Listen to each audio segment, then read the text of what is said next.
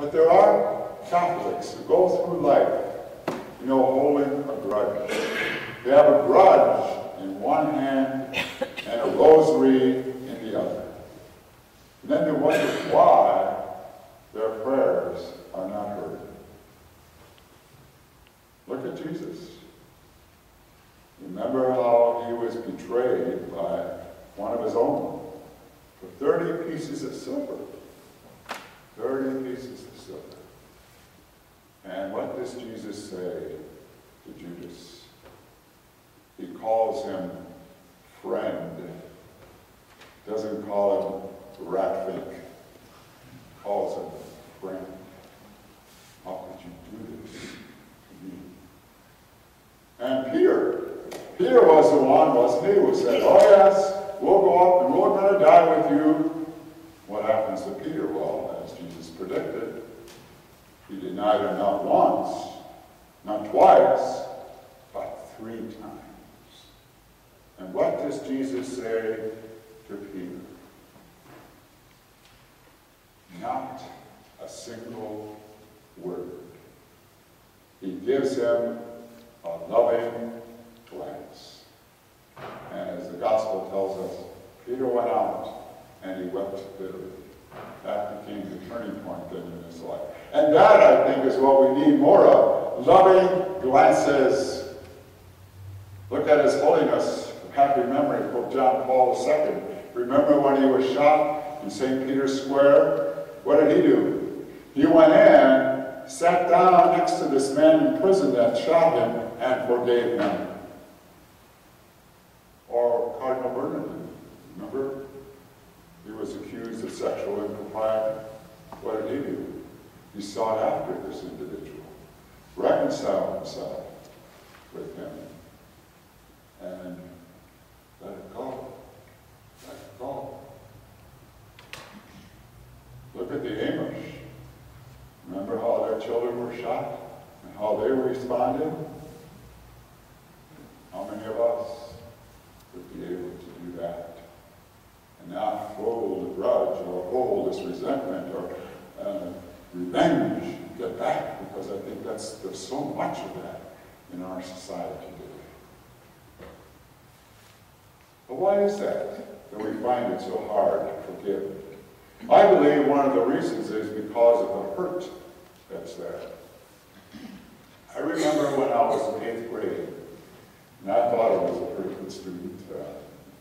So I decided that I wanted to go on for the priesthood.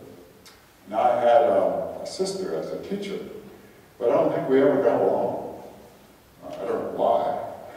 But anyway, when I told her I was thinking about going to the priesthood, going on for the priesthood, studying for the priesthood, she said to me, "You'll never make it." Well, later on, when I was ordained, I gave a retreat in the Milwaukee area. And guess who was on that retreat? There she was. I'm sure strutting around saying, "Oh, I had him in grade school." And it's customary, particularly during a retreat, that you sign up for a private conference. Well, lo and behold, she signed up for a private conference. And I said to myself, wow, here's my opportunity to plan my little Pearl Harbor attack. I'll get back. But thank God I didn't. But when I look at my life and see the hurts that are there, they're very insignificant in comparison to people that I've come in contact with. I'll never forget this lady I had on retreat. And she was sexually violated by her own father. And she could not forgive her father. But in the course of that retreat, the Spirit of God, the Spirit touched her so deeply that she finally said, "I am going to forgive my father."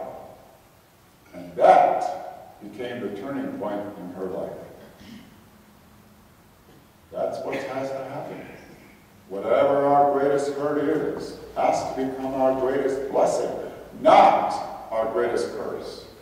And for many individuals, that's often what happens.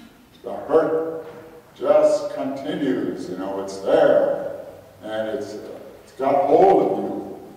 I remember as a kid, we had a sump pump down in our basement. And for some odd reason, the pump was on, and I was monkeying around with it, and all of a sudden, all this electricity shot through my body, and I couldn't let go of the pump. And fortunately, my brother was down in the basement, and I said, "Pull the plug! Pull the plug!" Well, if he had not pulled that plug, I don't think I'd be standing here tonight. But that image reminds me a lot of what happens to individuals when they get caught up in revenge, in resentment, in unjust anger, or whatever it is. The ability to be able to allow God to touch our lives. And how do we do that? Again, we look to Jesus and ask yourself, what do you think hurt Jesus the most in his sacred passion? And people will often say, well, the scourging before his scourging, the crown with thorns, the 3-hour agony on the cross.